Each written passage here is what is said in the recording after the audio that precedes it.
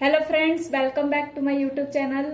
आज हम लोग स्टार्ट करने वाले हैं क्लास 10 का चैप्टर नंबर पार्ट 2। चैप्टर का नाम है नियंत्रण एवं समय, कंट्रोल एंड कोऑर्डिनेशन। तो वही चैप्टर हम लोग देखने वाले हैं। उसमें आगे हम लोग ने पहले पार्ट में इसका टॉपिक तंत्रिका तंत्र और प्रतिवर्ती क्रिया प्रतिवर्ती चाप देखा था, जिसमें तंत्रिका तंत्र बताया गया था कि आपके जो भी शरीर में जो भी आवेग जाता है या उधर से मैसेज आता है आपको कि क्या करना है क्या नहीं, ये सब कौन करवाता है? तंत्रिका तंत्र करवाता है। उसके बाद हम लोग ने प्रतिवर्ती क्रिया में देखा था कि अचानक से जो भी क्रिया होती है, और हाँ, तंत्रिका तंत्र हमने लॉन्ग आंसर देखा था 5 मार्क्स का, जिसमें आपको चित्र बनाना है और चित्र के बाद उसका वर्णन करना है पार्ट बाय पार्ट कि कौन किसका कार्य, और चित्र में उसका पार्ट का नाम जरूर लिखे। उसके बाद प्रतिवर्ती क्रिया में हम लोग ने देखा था कि प्रतिवर्ती क्रिया होती क्या है। तो अचानक से कोई भी क्रिया हो उसे हम प्रतिवर्ती क्रिया कहते हैं। और प्रतिवर्ती क्रिया कितने प्रकार की होती है? तो प्रतिवर्ती क्रिया आप लोग के 2 प्रकार की होती है। पहला ऐच्छिक क्रिया, दूसरा अनैच्छिक क्रिया। ऐच्छिक क्रिया में हम लोग ने देखा था कि जो क्रिया इच्छा के अनुसार हो उसे ऐच्छिक क्रिया कहते हैं, जैसे हाथ पांव मारना, सिर हिलाना इत्यादि। और अनैच्छिक क्रिया में हम लोग ने देखा था कि जो क्रिया इच्छा के अनुसार ना हो उसे अनैच्छिक क्रिया कहते हैं। तो इसी तरीके से हम देखने वाले हैं आगे जो भी प्रतिवर्ती चाप। और प्रतिवर्ती चाप में रास्ता बताया गया था कि जिस रास्ते से आपका एक तो मैसेज आ रहा है, उधर से आ रहा है, बीच वाला जो रास्ता है आपका क्या होता है? प्रतिवर्ती चाप होता है। तो प्रतिवर्ती क्रिया करने का जो मार्ग है उसे हम प्रतिवर्ती चाप कहते हैं। यही तीनों पॉइंट को हम लोग ने मेन तरीके से देखा था। उसमें कुछ संवेदी अंग के आप लोग को नाम बताए गए थे, वो संवेदी अंग का नाम आप लोग को मालूम होगा। और वहां से मैंने बताया था कि आप लोग को ऑब्जेक्टिव आएगा, प्रकाश ग्राही किसे कहते हैं, श्रवण ग्राही किसे कहते हैं, या ये रस संवेदी ग्राही कौन है, ताप ग्राही कौन है। तो आप लोग उसको जरूर नोट कर ले ऑब्जेक्टिव के रूप में। उसके आगे हम लोग देखने वाले हैं तंत्रिका कोशिका न्यूरॉन के प्रकार। उस दिन हम लोग ने यहाँ से लॉन्ग क्वेश्चन देखा था कि तंत्रिका कोशिका क्या है क्या नहीं है, उसका चित्र हम लोग ने देखा था कैसा होता है।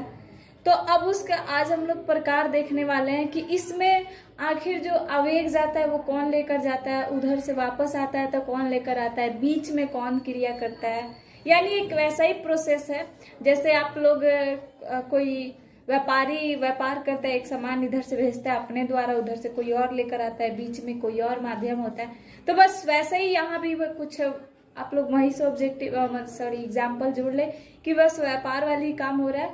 यहाँ अर्थ, वहाँ व्यापार हो रहा है, यहाँ आवेग को ले जाना है। तो आपका पहला पॉइंट हम लोग देख रहे हैं रस संवेदी तंत्रिका तंत्र। तंत्रिका न्यूरॉन 3 प्रकार के होते हैं। तंत्रिका कोशिका को ही न्यूरॉन कहते हैं, ठीक है ना। न्यूरॉन किसे कहते हैं? तंत्रिका कोशिका को ही न्यूरॉन कहते हैं। एक तंत्रिका कोशिका को न्यूरॉन कहते हैं। तो ये हमारा जो न्यूरॉन है वो 3 प्रकार के पाए जाते हैं, जिसमें पहला है संवेदी तंत्रिका तंत्र। ये क्या करते हैं? ये डेंड्रॉइड से जुड़े होते हैं। और आप लोग को अच्छे से मालूम है कि सबसे पहले आवेग डेंड्रॉइड्स के पास ही जाता है। ये लगभग 200 होते हैं। ये सबसे पहले क्या करते हैं? आवेग को ग्रहण करते हैं। तो बस वही चीज लिखा गया इसमें कि ये डेंड्रॉइड से जुड़े होते हैं तथा आवेगों को ग्रहण करते हैं। उसके बाद दूसरा हमारा प्रेरक तंत्रिका। ये क्या करते हैं? ये आवेगों को प्रेरक अंगों तथा पेशियों तक ले जाते हैं। अब आप ध्यान दें, आप लोग ने जैसे ही किसी आग पे हाथ रखा या किसी ठंडे चीज पे, बर्फ पे हाथ रखा, तो आप लोग को पहले छुए तो आप लोग को तो पहले मैसेज मिला कि वो गर्म है। मिला? पहले यही होता है ना, पहले मिलता है कि वो गर्म है या ठंडा है। उसके बाद आप लोग को महसूस होता है कि भाई हाथ को गर्म लग रहा है या ठंडा लग रहा है। पहले मैसेज मिला, उसके साथ क्रिया होता है, अनुक्रिया होता है आपके शरीर में कि गर्म लग रहा है या ठंडा लग रहा है, हाथ हटा। तो ये जो संवेदी तंत्रिका तंत्र ये कार्य कर दिया आप लोग के आवेगों को ग्रहण करने का। यानी ये जो गर्म और ठंडा होने का आवेग मैसेज है, मैसेज को ही इस साइंटिफिक भाषा, मतलब कि किताबी भाषा में आवेग लिखा गया है। तो ये जो आवेग ग्रहण किया कौन है? संवेदी तंत्रिका तंत्र। और हम लोग जो पेशी यानी हाथ हटाए, तो ये पेशियों से बना हुआ है ना, हाथ हटाए या कुछ भी तो किए तो वही है कि ये आवेगों को प्रेरक अंगों तथा पेशियों तक ले जाता है। तो संवेदी तंत्रिका तंत्र हमारे आवेग को ग्रहण किया, उधर से एक रिप्लाई आया कि हाथ हटा लो, पेशी तक पहुंच गया मैसेज। ये काम किया हमारा प्रेरक तंत्रिका। और इन दोनों के बीच में, किसके बीच में? संवेदी तंत्रिका तंत्र प्रेरक तंत्रिका तंत्र, दोनों के बीच में जो कार्य करता है इन्हें जोड़ने का, उसे कहते हैं हम अंतरा तंत्रिका अणु। तो संवेदी तंत्रिका तंत्र आपके आवेग को ले गया, प्रेरक तंत्रिका तंत्र रिप्लाई दिया कि भाई हाथ हटाओ, हाथ हटा लिया। अब इन दोनों के बीच में आपस में जोड़ कौन रहा है? अंतरा तंत्रिका अणु। तो ये तीनों पॉइंट आप लोग याद कर ले हर एक चीज की। संवेदी तंत्रिका तंत्र डेंड्रोइड से जुड़े होते हैं, आवेग को ग्रहण करते हैं। प्रेरक तंत्रिका तंत्र आवेगों को प्रेरक अंगों, या जरूरी नहीं है ये भी लिख सकते हैं डायरेक्ट कि पेशियों तक ले जाता है, और उसके बाद अंतरा तंत्रिका अणु इन दोनों को आपस में जोड़ने का कार्य करता है। तो ये आपका न्यूरॉन का प्रकार था, तंत्रिका कोशिका प्रकार थे, जिससे हो सकता है 2 मार्क्स के क्वेश्चन आ जाए कि न्यूरॉन के प्रकार का वर्णन करें या कितने प्रकार के होते हैं। तो आप लोग इसको नोट कर ले और साथ ही साथ जल्दी से याद कर ले, बहुत अच्छा होगा, बहुत बेस्ट होगा अभी पढ़ते पढ़ते याद करना। उसके बाद हम लोग का आज का मेन टॉपिक है मस्तिष्क यानी ब्रेन के बारे में, कि ये जो आखिर हम ये जो चैप्टर पढ़ रहे हैं, नियंत्रण, समन्वय, तंत्रिका तंत्र, तंत्रिका कोशिका, न्यूरॉन, प्रेरक अंग, ये जो भी है इसका भाई मेन मतलब मेन केंद्र कौन है, सेंटर कौन है। जैसे होता है ना किसी भी चीज का, आप लोग आजकल बहुत बच्चे कंप्यूटर सीखने, तो उसका मेन सेंटर होता है, या किसी भी बिजनेस या उसका मेन। तो वैसे ही जो भी हमारे शरीर में एक बिजनेस ही है, लगातार कार्य करता रहता है हर एक चीज। तो ये इसका सबसे बड़ा सेंटर कौन है? हमारा मस्तिष्क है। तो वही मैंने पॉइंट लिखा है कि शरीर का मुख्य समन्वय केंद्र कौन है? मस्तिष्क। समन्वय का मतलब होता है संबंध, शरीर में जो भी आपस में संबंध जुड़ता है उसको हम लोग समन्वय कहते हैं। तो इसका शरीर का मुख्य समन्वय केंद्र हमारा कौन है? मस्तिष्क। मस्तिष्क का भार कितना होता है? एक सामान्य मनुष्य में 1300 से 1400 ग्राम का होता है। कितना होता है? 1300 से 1400 ग्राम का होता है एक सामान्य मनुष्य में मस्तिष्क का भार। उसके बाद ये जो मस्तिष्क है कितने भाग में बटे होते हैं? तो एक चीज बता दूं कि आपका ये जो मस्तिष्क है उसके ऊपर आप लोग छू के देखेंगे कुछ कठोर आवरण मिलते हैं, जिसे हम लोग खोपड़ी बोलते हैं। तो ये खोपड़ी क्या करता है? ये खोपड़ी आपके मस्तिष्क को सुरक्षा प्रदान करता है। तो यही मस्तिष्क आप लोग का अंदर अगर देखा जाए तो ये 3 भाग में बटा होता है, जिसे पहला है अग्र मस्तिष्क, दूसरा है मध्य मस्तिष्क, तीसरा है पश्चिम मस्तिष्क। आपके मस्तिष्क के क्वेश्चन यही आते हैं, या तो चित्र बनाने को आता है, नहीं तो इनके किसी भाग में से, जैसे कि अग्र मस्तिष्क का कार्य बताए, मध्य का कार्य बताए, पश्चिम का कार्य बताए, यही क्वेश्चन आता है आपके मस्तिष्क, या मस्तिष्क का कार्य बताए। आप लोग इससे क्वेश्चन यही आता है। और चित्र आता है, आप लोग का एक वीडियो बनेगा चित्र बनाने का तरीका या ट्रिक, कैसे बनाया जाए चित्र, तो उस वीडियो में आप लोग को मस्तिष्क का ट्रिक मैं बता दूंगी कि किस तरीके से बनाना है। तो ये जो अगर इससे आप लोग देख लेंगे क्वेश्चन बैंक में कि यही क्वेश्चन है, मस्तिष्क का चित्र बनाए, और बाई चांस इसका वर्णन आ जाता है, या नहीं तो मस्तिष्क का कार्य आता है। तो ये 3 भाग में है कौन कौन? आगे, अग्र, मध्य, पश्चिम। अग्र मस्तिष्क का कार्य क्या है? सोचने वाला भाग है ये। अग्र मस्तिष्क में भी आपके भाग होते हैं, पार्ट होते हैं। मध्य मस्तिष्क में पार्ट नहीं होते हैं, सॉरी, पश्चिम मस्तिष्क, अग्र और पश्चिम में भी कई पार्ट होते हैं। तो जो अग्र मस्तिष्क में जो भी पार्ट होगा, इसमें सबसे पहले काम होता है सोचने का। जो भी आप सोचते हैं, गलत सही कुछ भी, पॉजिटिव थिंकिंग रखते हैं, नेगेटिव थिंकिंग रखते हैं, ये सारा चीज आपका सोचने का कार्य अग्र मस्तिष्क से होता है। उसके बाद भूख से संबंधित केंद्र, आपको भूख लगना या प्यास लगना, कभी कभी पेट भरा महसूस, ये जो भी है, भूख से जितना भी संबंधित बातें हैं, ये इसका केंद्र कौन है? अग्र मस्तिष्क। उसके बाद ऐच्छिक क्रिया का नियंत्रण। ऐच्छिक क्रिया क्या है कि आप लोग लाइव क्लास तो नहीं है, अपलोड वीडियो है, तो जरूर अपने से आंसर देने का कोशिश करेंगे। ऐच्छिक क्रिया पढ़ाया गया है, इसका खुद से परिभाषा एक बार रिवाइज कर लेंगे कि ऐच्छिक क्रिया क्या था। मैं बता देती हूँ, ऐच्छिक क्रिया जो अपनी इच्छा के अनुसार हो, तो ये हाथ पैर हिलाना, सिर हिलाना, लगातार कभी कभी चेयर पे बैठ कर हम लोग का आदत हो जाता है, लगातार पैर हिलाते रहते हैं, या कभी बाहर कोई जाता है तो हाथ कुछ एक्टिविटी होता है। तो ये जो भी ऐच्छिक क्रिया है जो हम लोग के इच्छा के अनुसार हम लोग करते हैं, इनका नियंत्रण कौन करता है? हमारा अग्र मस्तिष्क करता है। उसके बाद चौथा पॉइंट, शरीर में जितनी भी सूचना होती है उन्हें एकत्रित कौन करता है? अग्र मस्तिष्क। यानी जो भी आप लोग डेली याद करते हो, जो भी डेली पढ़ते हो, उनको इकट्ठा कौन रखता है? अग्र मस्तिष्क। यहाँ से आप लोग का ऑब्जेक्टिव आ सकता है कि सूचनाओं को एकत्रित कौन करता है, अग्र मस्तिष्क। सोचने का कार्य कौन करता है, अग्र मस्तिष्क। भूख किसके कारण लगता है, किस वाले मस्तिष्क के भाग के कारण लगता है, अग्र मस्तिष्क। ऐच्छिक क्रिया का नियंत्रण कौन करता है, अग्र मस्तिष्क। उसके बाद हमारा मध्य मस्तिष्क का कार्य। इसका कार्य ज्यादा नहीं है, डायरेक्ट आप लोग को बता दिया गया यहाँ पे कि इसका मध्य मस्तिष्क का कार्य अनैच्छिक क्रिया का नियंत्रण। यानी अनैच्छिक क्रिया जैसे ये सांस लेना, पलक झपकना, आपका ये जो तंत्रिका कोशिका लगातार कार्य कर रहा है, इसका कार्य होना, बहुत सारी चीजें।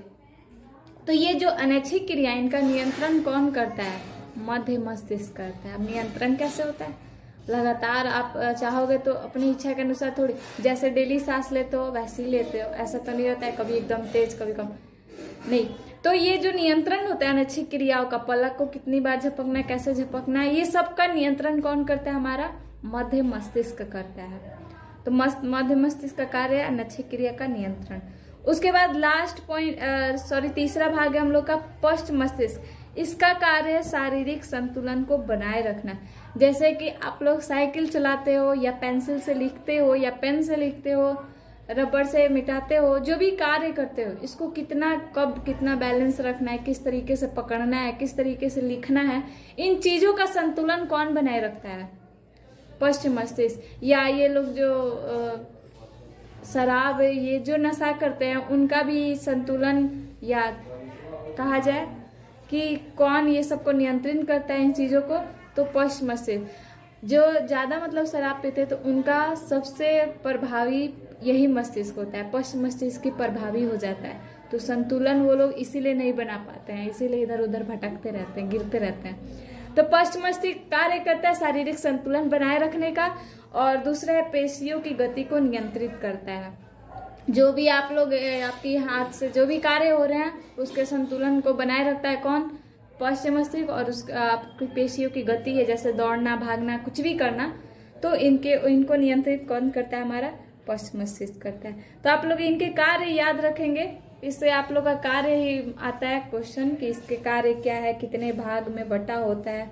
और मैं आप लोग को एक चार्ट दिखाने वाली हूँ, उस चार्ट को आप लोग अपने कॉपी पे बना ले, और बनाने के बाद उसको याद कर ले, क्योंकि वो मस्तिष्क के भाग के नाम है। हो सकता है आपसे कोई ऑब्जेक्टिव में पूछ ले कि सेरिब्रम हो या सेरिबेलम हो, किस मस्तिष्क के भाग है, किसके क्या है, हो सकता है कोई पूछ ले। तो यहाँ पे हम लोग का मस्तिष्क है 3 भागों में बटा हुआ है, अग्र मस्तिष्क, मध्य मस्तिष्क, पश्च मस्तिष्क। अग्र मस्तिष्क जो है इसमें आपका सेरिब्रम, डायनसेफलॉन, घबराएंगे नहीं वर्ड सुन के कुछ भी, आप लोग इसको नॉर्मल में लीजिएगा। आपके मस्तिष्क का भाग का नाम है, किसी को पता होगा किसी को नहीं पता होगा, जिसको नहीं पता होगा वो जान ले, जिसको पता है उसके लिए बेस्ट है और अधिक जान ले। तो अग्र मस्तिष्क में जो प्रमस्तिष्क है या सेरिब्रम है या डायनसेफलॉन, कुछ भी ऐसा कोई बोलता है कि सेरिब्रम है या कोई बोल दे डायनसेफलॉन, किस मस्तिष्क का भाग है, तो आपके अग्र मस्तिष्क का भाग है। 2 ही तो याद करना है आप लोग को, अग्र मस्तिष्क और पश्च मस्तिष्क में कौन कौन है। उसके बाद पश्च मस्तिष्क में हमारा सेरिबेलम या मेडुला पोन्स, ये जब जितने भी भाग है, मेडुला पोन्स, अनुमस्तिष्क, सेरिबेलम, ये सब किस में आते हैं, हम लोग के पश्च मस्तिष्क में आते हैं। प्रमस्तिष्क, सेरिब्रम या डायनसेफलॉन किसके भाग है, अग्र मस्तिष्क के भाग है। तो हमारा मस्तिष्क 3 भाग में है, उसके भी भाग के मैंने नाम लिख दिया। इसको, इस चार्ट को अपने कॉपी पे बना ले और याद करने का ट्राई करें। उसके बाद आप लोग का एक क्वेश्चन, मानव मस्तिष्क के कार्य क्या है। तो पहला पॉइंट है हम लोग का मानव मस्तिष्क संवेदी अंग से आवेगों को ग्रहण करता है। मानव मस्तिष्क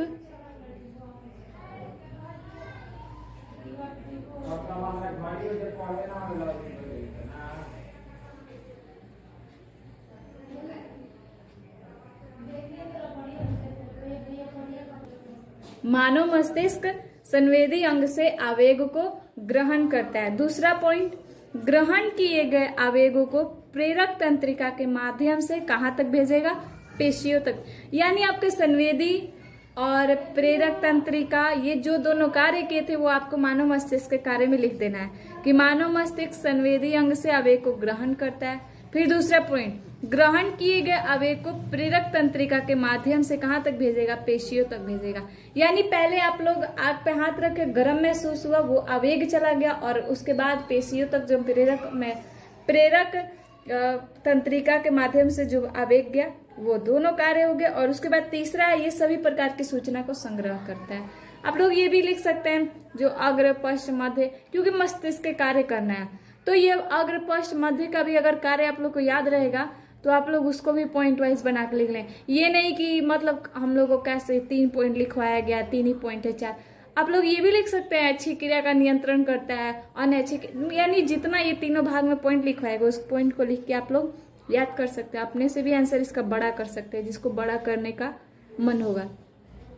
उसके बाद मैंने 3 ऑब्जेक्टिव दिए हैं, उसके आंसर आप लोग कमेंट में कर देंगे। यार कोई कमेंट नहीं करता है कि हम लोग पढ़ाई किया, डेली मैं बोलती हूँ कमेंट करने के लिए, पर कोई कमेंट नहीं आता है क्या आंसर होगा। कुछ भी क्वेश्चन भी दिया जाता है तो कमेंट में नहीं आता है कि इसका आंसर क्या होगा। जैसे लगता है आप लोग पढ़ते ही नहीं हो पूरा, या कोई पढ़ता भी है तो स्टार्टिंग में देखता होगा, बीच में छोड़ देता होगा। तो यहाँ पे मैंने ऑब्जेक्टिव दिया है कि मस्तिष्क की सुरक्षा कौन करता है। आप लोग जरूर आंसर देने का ट्राई करें। और दूसरा है हम लोग का रीढ़ की हड्डी की सुरक्षा, यानी आपका जो सिर है मस्तिष्क, उसका सुरक्षा कौन करता है। दूसरा क्वेश्चन है हमारा कि रीढ़ की हड्डी का सुरक्षा कौन करता है। और तीसरा क्वेश्चन है हमारा कि सोचने का कार्य कौन सा मस्तिष्क करता है। तो इस तीनों ऑब्जेक्टिव को आप लोग देख लेंगे, जिसको पता होगा वो आंसर दे देंगे कमेंट बॉक्स में, जिनको नहीं पता होगा वो भी कमेंट करेंगे कि आंसर नहीं पता है। उसके बाद हम लोग को देख लेंगे वो पॉइंट्स जो अब तक हम लोग ने पढ़ा है। तो इस चैप्टर में हम लोग ने सबसे पहले स्टार्टिंग की है हम लोग तंत्रिका तंत्र से। उसके बाद हम लोग ने देखा प्रतिवर्ती क्रिया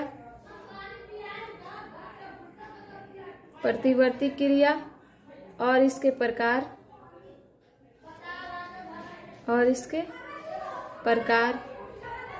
उसके बाद हम लोग ने प्रतिवर्ती चाप देखा। फिर हम लोग ने तंत्रिका तंत्र के प्रकार देखा।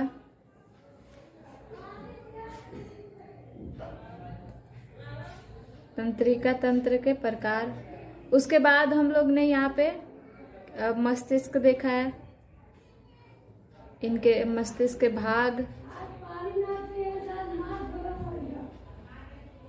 और कार्य। तो इतने पॉइंट्स इस चैप्टर में, सेकंड चैप्टर में इतने ही पॉइंट्स आप लोगों को पढ़ाए गए। इस पॉइंट को नोट करके कितना पॉइंट्स में हम लोग ने क्या क्या पढ़ा एक बार रिवाइज कर ले, रिवाइज करने के बाद फेयर तैयार कर ले और जल्दी से इसको याद करके समाप्त कर दे। क्योंकि आप लोग का अगर जिसको बायोलॉजी का एग्जाम बेस्ट देना है, जिसको इंटरेस्ट है, तो वो लोग ऐसी तैयारी अपना करते रहे। उसके बाद कितने बच्चों को प्रॉब्लम हो रहा है अभी फिलहाल में कि 10th का ये सारा सब्जेक्ट मैनेज कैसे करें। तो भाई तुम लोग अभी देखो बायो तो स्टार्टिंग, बाकी जो भी स्टार्ट हो गया है उसको तो आप लोग रिवाइज करते रहो। और टीचर के पढ़ाने से पहले आप लोग एक बार कोशिश करें कि उस चीज को हम लोग एक नजर देख ले।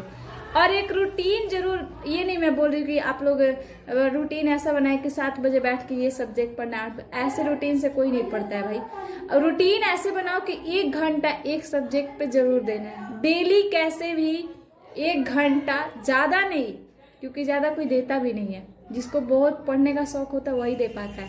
तो आप लोग डेली ट्राई करें 24 घंटा में पूरा क्लास कोचिंग करते हुए डेली हर सब्जेक्ट पे 1 घंटा निकाल लो। उसके बाद देखना कैसे किस तरीके से आप लोग का तैयारी